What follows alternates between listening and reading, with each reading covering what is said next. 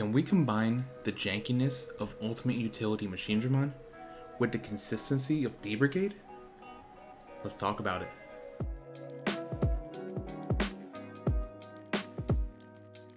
What's up, Tamers? Welcome back to the other decks. My name's Casual Adobo, and today we're taking a look at something I'm calling Ultimate Utility Machine Brigade.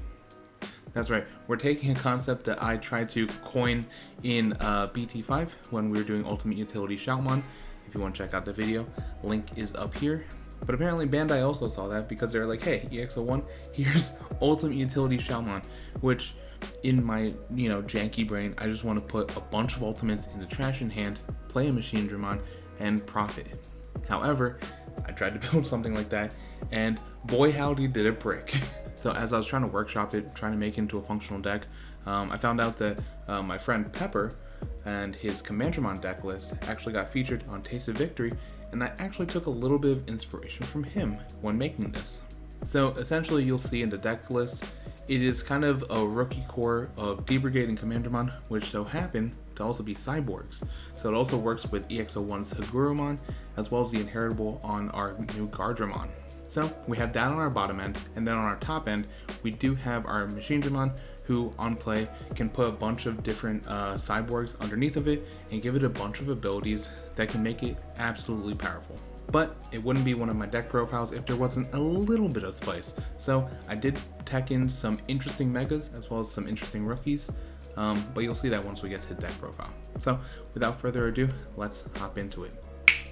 And here we have the deck. So starting us off like we do with most deck profiles, we're going to start off with our Digitama, our Digi-Eggs, and here we have 4 copies of Pagumon. This says on deletion, you can reveal the top card, and if it's a black Digimon card, add it to your hand, otherwise bot deck it. And so there are some targets in here, because it's not a pure black deck, so there are some scenarios where you might miss on this ability, but for the most part, you're going to be able to find your card. And this is good mostly because black traditionally hasn't had great draw power, and so this is a pretty simple way to get additional cards in your hand. Next up, going into our rookies, we do have 3 copies of Commandramon, and this is just the plain old vanilla 2 cost to play 0 to Digivolve 3000 DP Commandramon from BT3. This is a good Digimon to have early game if you're trying to memory starve your opponent. 2 costs to play, can't beat that. Next up, we do have 3 copies of Commandramon. This is the one that searches out for other Commandramons, reveal top 3, and you can play a Commandramon from among them without paying the memory cost. And this is good just because it allows you to maintain that board presence that you have from your rookies and apply some of that early game pressure onto your opponent. Next up for our rookies, we do have our first EX01 Classic Collection card in the form of Hagurumon. And this is cool because it is a 3 cost to play that has an on-play ability that says you can trash one of your Digimon cards with Machine or Cyborg in its traits from your hand in order to draw 2. So like I said earlier, black didn't have a whole lot of draw power traditionally, and this is very good in order to get to some of the pieces that you're looking for. And one of the reasons I wanted to use D-Brigade is because the Commandramons, as well as some of the other D-Brigade cards we're using, are cyborgs, so we can trash them from our hand. But ideally, you are looking to trash some of your cyborgs, your ultimate cyborgs. That way, you can kind of get into that Machinedramon play a little bit sooner. Next up on our list of rookies, we do have the 4 cost to play 5000 DP Commandramon, and this is from the starter deck. This one is just a very powerful rookie to have. 5000 DP on a rookie, fantastic.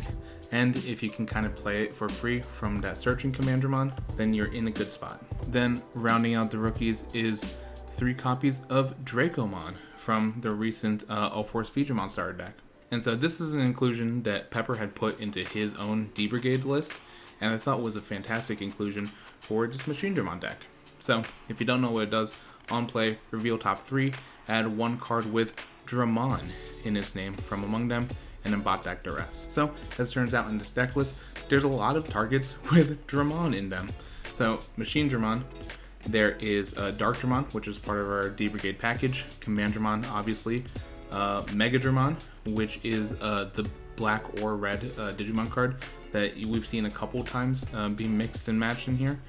And then there's my spicy Mega Tech that I'm not going to talk about yet until when we get to the Megas. But it also happens to be a Dramon. So this is good because it gives you options to pick and choose. It helps you find your Machinedramon a little bit faster. If you already have a Machinedramon, you can pick one of the Megadramons as your ultimates. You can pick Darkdramon in case you have the necessary D-Brigade cards in your trash already. Overall, incredibly solid rookie, and a surprising addition to what would have been a traditionally black and red deck. Moving on to our champions, we do have 2 copies of Sealsdramon. So this is a D-Brigade and a blocker, 2 costs to Digivolve, 6,000 DP. Now obviously there's a couple different choices you can make here if you're looking for just a standard blocker, but I felt that Sealsdramon combined with sort of the D-Brigade package was a pretty good choice. And even if we don't need a Sealsdramon, say in the mid to late game, we can always use Haguramon or Gardramon's Inheritable to just trash it and then activate those abilities. Next up, we do have 2 copies of Mechanorimon, and this is just the Rookie Rush Slayer. So if you don't know what it does, on our opponent's turn, if it deletes an opponent's Digimon in battle and survives, it gets to unsuspend itself, and at 6,000 DP, there's not a whole lot of things that can swing over it at the rookie and even at the champion level. And lo and behold, this is also a machine, so once again, it is a viable target for us to trash using Haguramon and Gardramon's Inheritable. And the main reason I wanted to put Mechanorimon in here is because the ultimate utility part of this deck does require a little bit of setup, and so if we're getting rushed, this deck can be outpaced, and so I wanted to slow things down, put in Mechanorimon, and force them to sort of build up their army as opposed to going wide. And rounding out our champions, we do have 4 copies of the new Gardramon. So it is a blocker, and it still can't attack on our turn, but it does have an awesome inheritable that when attacking, you can trash a Digimon card with Machine or Cyborg in its traits from our hand in order to draw 2.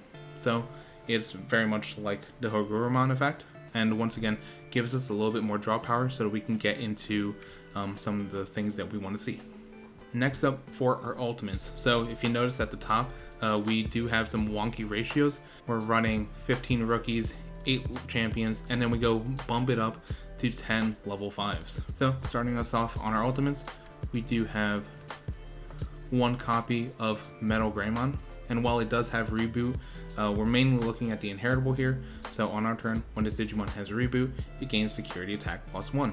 And so if you don't know what the whole strategy of Machinedramon is, we basically play it, we put 5 cyborgs underneath of it, and each of the cyborgs we have some sort of inheritable, right? And so if we have reboot, we can get security attack +1, and as it turns out, there is another cyborg ultimate that will give us reboot pretty easily. So that's why we included 1 of there. Next up, we do have 1 of Volcanomon, or Volcanomon. Sorry, I don't know why I said it that way. But this says that on our turn, if our opponent has an unsuspended Digimon, it gains security attack +1. And so depending on what your opponent's board is, and what layout of Machinedramon we have on the field, your opponent might not want to attack.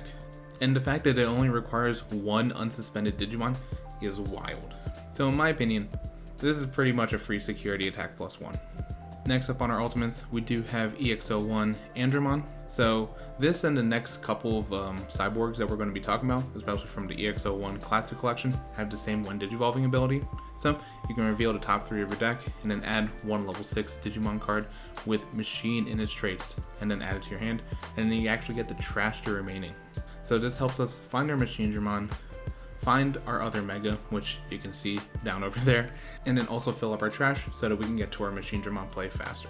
And so this, Metal Tyrannomon and Metal Mamamon all have the same when Digivolving ability, but they have different inheritables. So on our opponent's turn, when we have a Digimon with Machine, this gains blocker. Moving on to our other ultimate, we do have 2 copies of Metal Tyrannomon, and then this inheritable will actually be the one that gives us a reboot. And so I included 2 copies of both of these just because those are 2 inheritables I definitely want to see on my Machinedramon, right? And because Machinedramon requires different cyborgs, I want to make sure that I at least have 1 of these either in my hand or in my trash. But the trick with this deck is balancing your ultimates, right? Because you don't want to see too many, because you can fill your trash up with the same ultimates and then you'll only be able to grab 1. So 2 copies of these felt like a good number. Then we go into our Metal Mamamon, and this inheritable says that if we have a Digimon with Machine in its traits, we get to delete one of our opponent's Digimon with a play cost of 5 or less. I would say that this is probably the least important inheritable to put onto your Machinedramon, but I did want to include it just because it does have that one Digivolving ability, and that way we can get to our stuff sooner. Next up, we do have BT6 Megadramon, and this says, on our turn, this Digimon gets plus 2000 DP. So even with all of its abilities, our Machinedramon pretty much is at base 11,000 DP, and so any amount of DP boost that we can put onto it, where we don't have to use some of its abilities for it to live in security, is good to have. Next up, we have one copy of Megadramon, but this is the one from EX01. So on play, we get to delete up to 2 of our opponent's Digimon with 3000 DP or less, which is pretty good against Rookie Rush. And then if we have our Machinedramon or our Gundramon, which we can see there, on top of it, it gains security attack +1. So once again, just another way for us to get security attack +1, and just a little bit of variety so that if we don't see some of our other cards in our trash in our hand, we can hopefully have this one available. And then our final ultimate, we do have one copy of EX01 Metal Greymon, and this one will actually give our Machinedramon and our Gundramon piercing. Also, when attacking with this Digimon, we can delete one of our opponent's Digimon with 4000 DP or less, but in all reality, I don't anticipate this being on the board too often, but you never know in the game, right? Going into our megas, we do have one copy of Darkdramon. This is the one that on play, we can return up to 5 Digimon with D-Brigade and their types from our trash, put them to the top of our deck in any order, and then for each card returned this way, we gain 2 memory. So in an ideal world, we essentially play Darkdramon for 3. And it does have Rush, so if we clear the board, they have 0 security left, we can play Darkdramon for 3 and then swing in for game, which is an awesome surprise if you're using Darkdramon. It's a terrible surprise if you're against it. Next up in our list of megas, we do have 2 copies of Gundramon. So this is a little bit of a tech card. So this is a blocker, but it does have one Digivolving ability that says we can reveal top 5 cards of our deck, and then use an option card with memory cost of 7 without paying that memory cost. Now you might be wondering, oh, do you have Schwarm or whatever it's called in here? No. I'm actually using this ideally early game to try and fill up my trash with ultimates, and that way we can get into our Machinedramon play just a little bit sooner. It also does have this nice ability that if we don't use an option card with this effect, we can delete a Digimon with a play cost of 4 or less. So this is good, especially if they're trying to camp a memory blocker, because if they have a memory blocker, we can't really use our Darkdramon, so this can potentially delete some of those problematic rookies. And then rounding out our megas, we do have 4 copies of the boss monster of this deck, and that is EX01 Machinedramon. So on play, we can place up to 5 level 5 red and or black cards with Cyborg and its traits from our hand or our trash into the Digivolution source. Now the trick is, they have to have different card ID numbers. So you can't actually, put 4 copies of Andromon, right? Unless they have different card IDs. But that's why we're playing so many individual single ultimates. That way we can have that variety. So on all turns, this Digimon's DP can't be reduced, which is awesome. And then also on all turns, if this Digimon would be deleted, he can trash up to 2 level 5 Digimon cards into Digivolution sources in order to prevent this card from being deleted. So pretty much in an ideal world, it does have about 3 lives, right? Trash 2 from the first deletion, trash 2 from the next would-be deletion, and then after that, on your 3rd deletion, you would be gone. And that's why we also want to put the DP boost on it, just because at 11,000, there's a lot of megas and level 7s that could delete it, and we don't want to waste its ability on those Digimon. We'd like to, use those abilities for Gaia Force or other kill spells. So even if we can get this to 13,000, I think that'd be a pretty solid number to go into security with. And then rounding out our Digimon, we do have 2 copies of Omnimon's Wart. By now, you probably know what it does. It's been around for a while, and I've used it in a lot of my other deck profiles. Going into our ultimates, we do have 2 copies of Iron Fisted Onslaught. This is 8 costs to play, but the main is delete all of your opponent's Digimon with the highest play cost. So getting your opponent's arguably strongest Digimon off the field is absolutely fantastic. Rounding out the options, we do have 1 copy of Ultimate Connection. This is from EX01, and this says, we can trash a level 5 Digimon with Cyborg in its traits in order to gain 2 memory and draw 1. So once again, fits into our overall strategy, also gives us 2 memory and a little bit more draw power. And then going into our tamers, we do have 3 copies of Tai Kamiya. This is our memory tamer, so sets us to 3 at all times. And then on our opponent's turn, all of our black Digimon get plus 1000 DP, which is great for our blockers. And then last but not least, we do have 2 copies of Izzy Izumi and Joe Kido. So if our opponent has 2 or more Digimon in play, we do gain 2 memory. Then when one of our black Digimon is deleted on our opponent's turn, we can suspend his tamer to trigger draw 1. Once again, just adding a little bit of extra draw power to find the things we need. And that is the deck profile. I think it has the potential to be super solid, especially with a Commandramon base. If we need to, we can sort of do Rookie Rush, but once we get into the mid to late game, we're pretty much focusing on ultimate utility, and once Machinedramon kind of gets up and running, it is a force to be reckoned with. But let me know what you think down below in the comments. What do you think about this deck profile? Is this a tier 2, tier 1.5 deck for the EX01 meta? And how do you think this will play out against some of the other meta decks that we're seeing, like Jessamon, Gabubond, Agubond? If you like this video, please give it a like down below. And for more deck profiles like this, as we kind of explore EX01 a little bit more, now that it's coming out in North America, hit subscribe on the channel. Every single sub helps grow our community just a little bit more and more each day. But anyway, thank you so much for checking out this deck profile. Really appreciate it. And until next time, I'll catch you later.